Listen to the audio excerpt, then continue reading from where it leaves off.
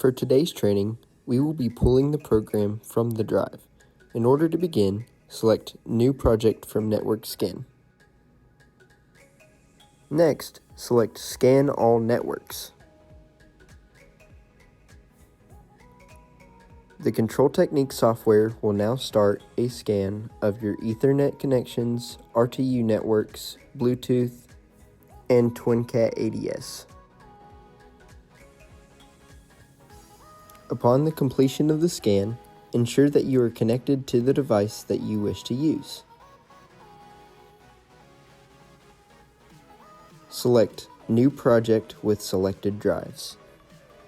Once a new project is created, you should arrive at the dashboard. You will see in the top green line the motor and feedback section. Click Next to access this. You should now see the motor setup and motor feedback setup tabs.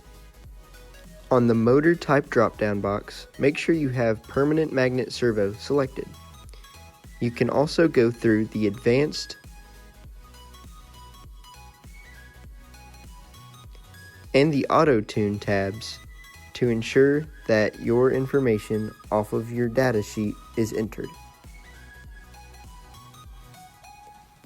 Also ensure on the feedback setup that your encoder type is set to SC NDAT. You can now download the software to the drive.